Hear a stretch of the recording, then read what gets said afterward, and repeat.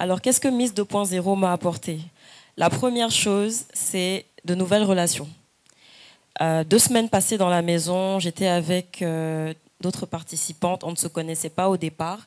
On a évolué ensemble, on a appris ensemble et on s'est aidés aussi mutuellement. Donc, j'ai un peu mûri dans un sens. Quand je suis arrivée là-bas, j'étais un peu dans ma coquille, mais à leur contact, j'ai réussi à être un peu plus extravertie.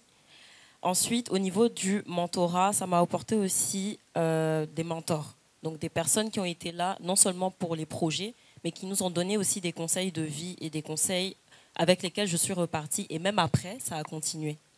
Ensuite, au niveau de justement le montage, l'élaboration d'un projet, alors je le faisais déjà quand j'ai commencé à vouloir entreprendre socialement. J'ai reçu des formations dans ce sens-là, mais pas au même degré qu'à Mise 2.0. Donc vraiment, on a insisté sur comment bâtir ton projet de A à Z et le rendre viable. Et c'est une expérience que j'ai renforcée par la suite en participant aux soucis.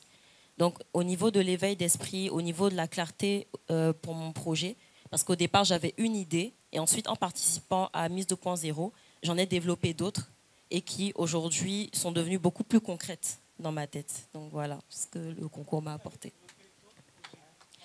Non, le même projet, mais d'autres idées à l'intérieur du même projet. Quand j'ai commencé, par rapport à Aja, je faisais des ateliers d'art-thérapie avec les enfants. On l'en faisait sur Cocody, sur Abobo.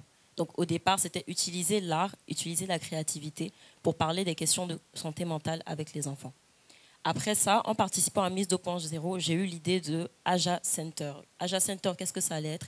Un centre qui allait accueillir des enfants à partir de 5 jusqu'à 16-17 ans qui allaient pouvoir bénéficier d'une éducation par rapport au digital, par rapport à la santé mentale et avoir une cellule d'écoute émotionnelle, donc avec des psychologues qui allaient nous accompagner.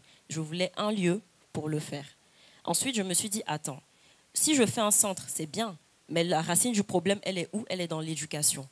Et je me suis dit, il faudrait qu'au niveau de l'éducation nationale, la santé mentale soit prise en compte pour qu'on puisse l'intégrer dans le cursus scolaire.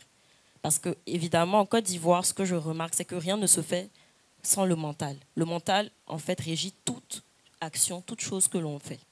Donc, si ce n'est pas bien, on ne peut pas continuer. On a un taux de suicide le plus élevé de toute la sous-région et j'ai l'impression que personne ne se pose de questions par rapport à ça. Donc, j'ai décidé que j'allais me former d'abord, ensuite bâtir le projet de A à Z. Donc, j'ai pris toute cette année-là pour me dire, bon, tu veux faire des ressources éducatives, comment tu t'y prends? De qui tu t'entoures? J'ai tapé à des portes, on m'a dit non. Il y a des portes auxquelles j'ai tapé, on m'a dit oui.